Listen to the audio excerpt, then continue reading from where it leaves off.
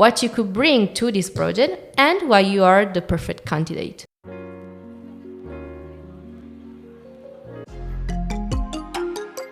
Welcome to the Volunteer Support Podcast, brought to you by the European Union's co-funded project Promptus EDU, a collaboration between associations Audis Aut Mori and Building Bridges.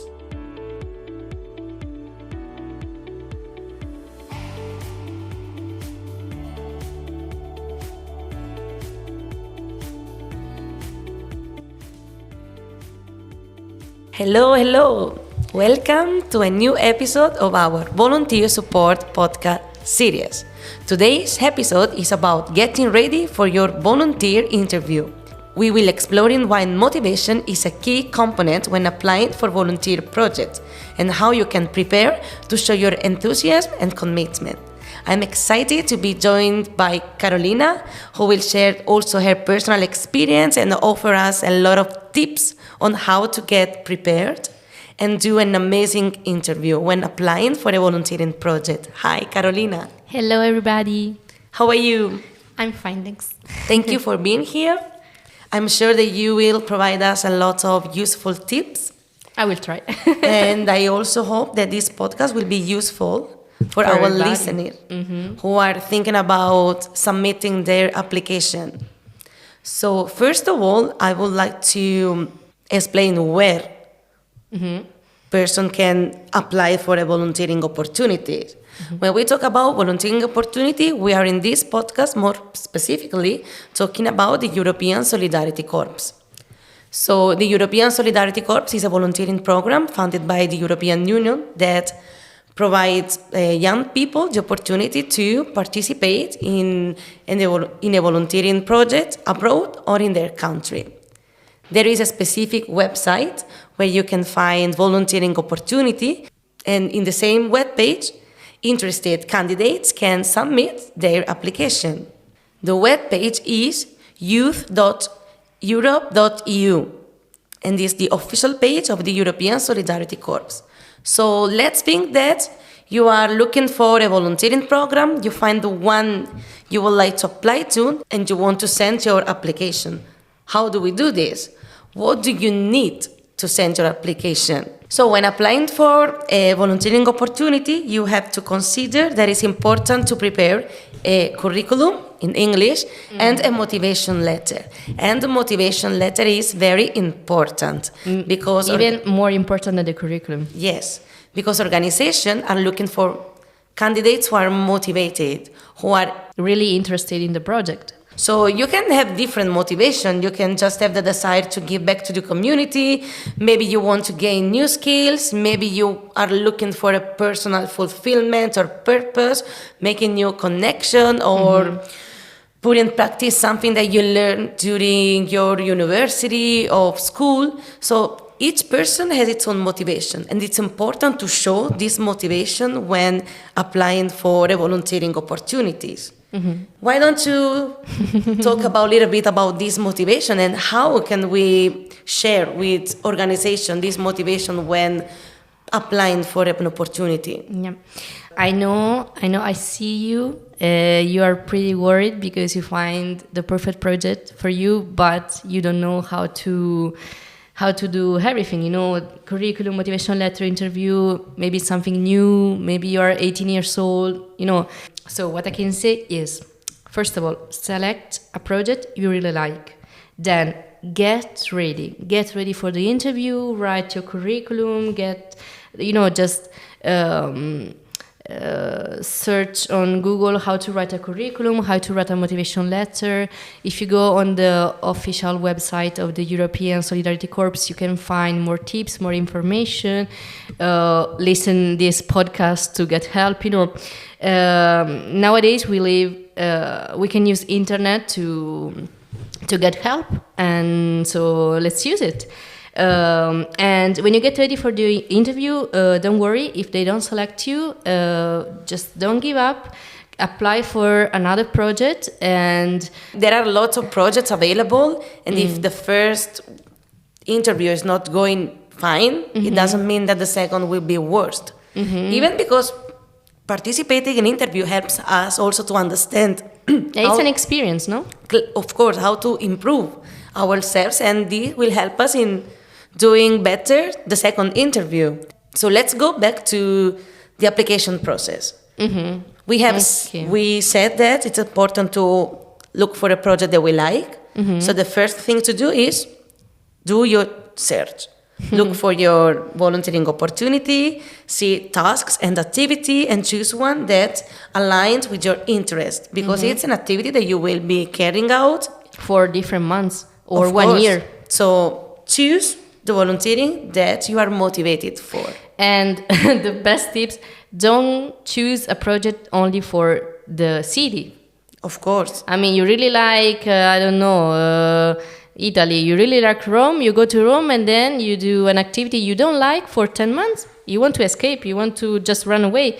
So maybe it's not a good idea. Yeah, maybe it's better find a compromise and look for a project that has activities that you may like more, and also balance this with the choice of the city. But it's important to put the attention on the activities and the purpose of the project, because this is the main core of the project. Of course. So let's say that we select the project that we want like to apply for. We know which one is. Now the next step is to prepare a curriculum and a motivation letter. Carolina, why don't you give us some tips to prepare the curriculum? Let's talk about it.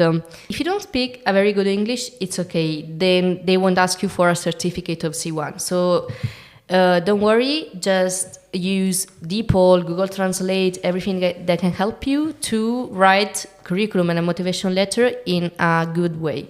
What I advise is to write like a little profile about yourself. Just describe yourself, your skills, and then give useful information about your work experience, what did you study, and of course, if you were a volunteer before.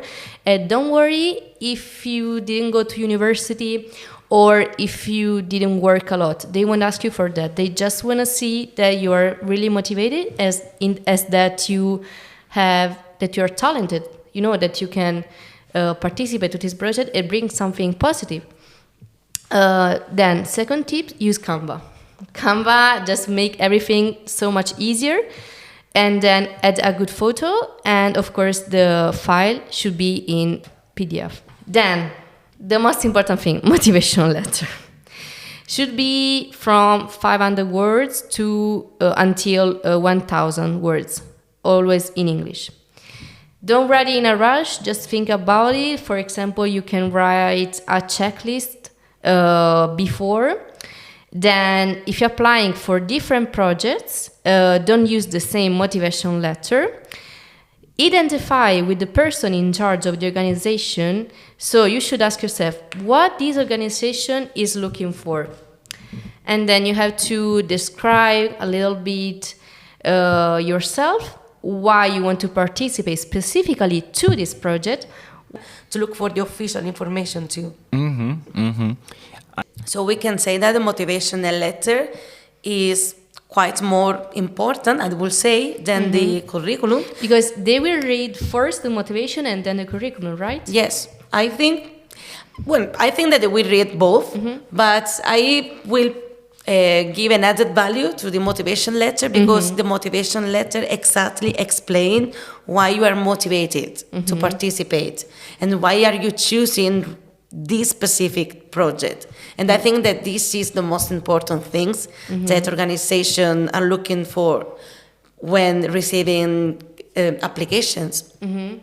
Because it's a volunteering program. It's not about looking for a job or having hard skill. Yeah, it's not an internship, so... It's about volunteering. And if you are talking about volunteering, motivation is the key. Exactly. And then after this, if they liked your curriculum and motivation letter, they will contact you to have an interview with you. Ooh. Don't be scared, even if it's your first interview, you can do it.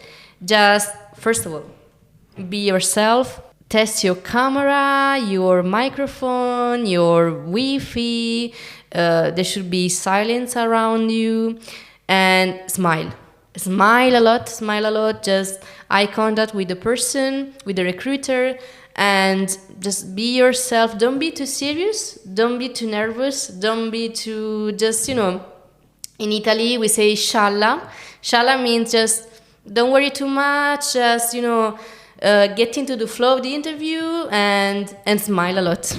I think that having the space set, like checking the Wi-Fi or checking the camera, being comfortable and dressed as you and dress in a way that may feel you more comfortable will help you in having a smoother interview because it will allow you to be calm, prepared. So I think that this is also a kind of preparation that helps ourselves in order to feel more confident and calm and be able to shine, be able to show the other person interviewing us our real personality. Yeah, something good might be also to say something positive to you, like positive sentences like I'm strong, I'm good for this, I can do this, everything is gonna be alright, I'm smart, I'm funny, just to cheer you up. I don't know. This was useful for me when I did the interview. I was like forcing myself to be positive and believe in me because sometimes, as I imagine, lots of people, I have my down moments, I don't know what to say. So this might help you. And I think I would also like to give another tips to feel more confident and prepared. It would be useful to do a little research of the organization, of the project, like looking for information on internet and like do your own work. Research organization missions, values, current projects, and investigate a little bit about the volunteering project you are applying for if you don't have all the information, because having all this information, I think that may help you to feel more confident and see, okay, I know a little bit, I know what they do, so it would help the conversation flows. So I don't know, I think that also it's different for each person. For me, to have everything set and to know what I'm doing, it helped me to feel more confident. So it helped me also to be more calm and don't feel stressed. And I know that sometimes doing an online interview can be a little bit strange. I prefer in person, but of course, if you're applying for a volunteering abroad, but maybe online is better. You are in your room. You feel more comfortable if you are in your house. Maybe, I don't know. I think that it may change for each person. For me, this distance made me feel a little bit uncomfortable. You don't like but I can do this. I did this. It's fine. And you get and I have my tips to feel more confident and to do it. And when we are talking about interviews for volunteering abroad, interview will be always online. Yeah. Because nobody is going to ask you to travel to another country to do an interview. No. So also this, be prepared. The interview will be online. Do your set of your computer. Feel confident. Be prepared. And let's all talk. But what are we talking about during an interview? Let's go to the core. First of all, they will ask you some information about yourself. What's your name, your age, where you're from, what do you do in your life? This is the first question. Yes, it's a way to a little bit know you better. Also to break the ice. Yes. And then I'm sure that they will ask you, why do you want to volunteer with them? And why you choose this project you are applying for, to see a little bit why are you interested in the volunteering project you applied for. And in this moment, you have to remember all the information you Googled about this association and just tell them, I don't know, I know you are an association that work with kids, this is your mission, and I think I really admire your job. I think it would be very useful for me to participate and to learn more about your activities. This is a project that can enrich me, and it will enrich you 100%. professionally, emotionally, personally. Yeah, and during the interview, you can also explain what are you going to bring to the table. Like, maybe you don't have expertise and or hard skill, but you are really motivated that you just finished your career and you want to volunteering in a specific field. So you can say, okay, I have not job experience, but I can bring you to the table my motivation. Or if you are applying for a school, you can say that you are really interested in trying to understand how a school works, that you will bring your experience as babysitter, for example. It's when we are talking about what are you bringing to the project, it's not only about hard skills or previous experience. It's all the things connected to why do you want to apply for this? What do you want to learn? Because it's also an exchange. You are going to learn, you are going to teach, always. Volunteering is always a way also to teach something and to learn something. In each moment, you will be growing and growing and growing. So I think that this is a thing that it's quite important to express during the interview so they can understand why they should select you. And another thing, what we were talking about before, is that the first 2 minutes are the most important. Maybe is it true that in the first 2 minutes you will convince the recruiter to select you? So be prepared. And I have a tip. If you haven't never done an interview before, you can practice. Ask a friend to listen to you or practice in front of the mirror. Or you can also make a video yourself talking. Also, so you can have the perception of the recruiter, how he sees you. Because maybe you are applying for a volunteering, you are 18 years old and you have never done an interview. So it's fine to say, I don't have any idea on how to approach this. So maybe ask a friend to listen to you or make a video. I like the idea of the video because so you can see the things that you may want to change or your strengths.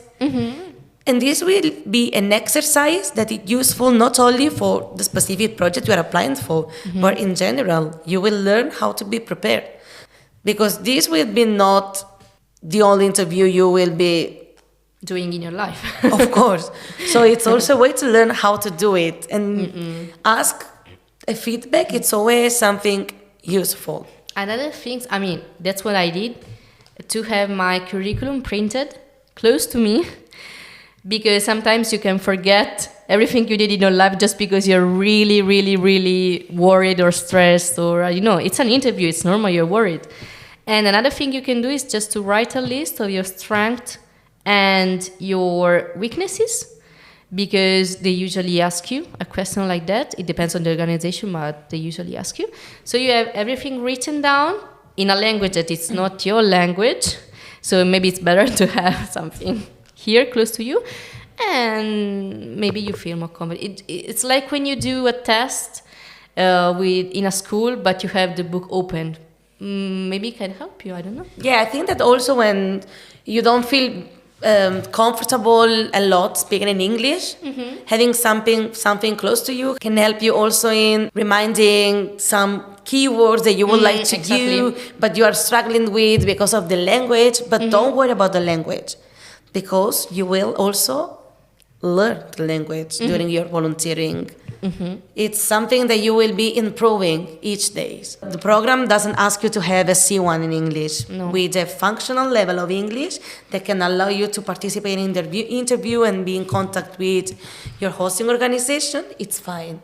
Just to remind a little bit our listeners, the requirements to participate in a volunteering project within the European Solidarity Corps are to have a residency in an EU country or an associated country of the program, be between 18 and 30 years old, and be motivated.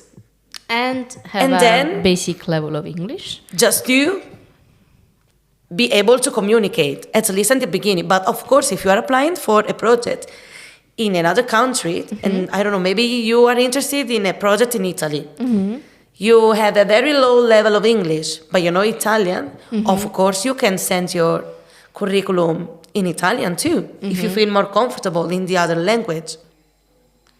So after this little reminder about requirements, I would really encourage you to go to the web page of the European Solidarity Corps to look for your project, the one that are catching more the attention. And don't forget to apply our tips. There are lots of tools that you can use to build your curriculum or to write a motivation letter. And Carolina was mentioning Canva before. In Canva, you can also find templates for motivation letter if you want to be more creative and use colors, because this is also a way to show our personality, the way we write, the way we talk. Use the tools that you have at hand, because there are a lot and they are for free. And also don't forget to read to all the official tips that you can find on the official webpage. I really want to underline this. It's always important to look for official webpage. No page is important as the official one. And in the European Solidarity Corps official webpage, you can find a lot of information, not only regarding the program, but also regarding tips you can use.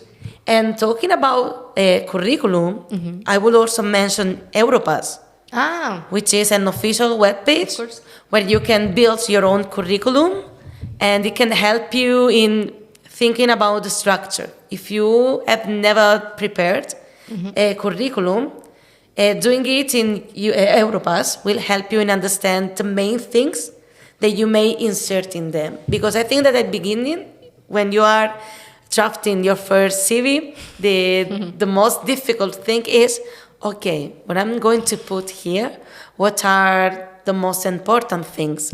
And doing it in a web page that provides you a structure can help you in understanding how to structure the curriculum and what are the main important things you have to explain. So don't forget that there are free online tools that you can use to enhance your possibilities, because at the end, having a good CV and be prepared for an interview, we provide you more chance to be selected for a project. I will also provide a last tip. Don't lie.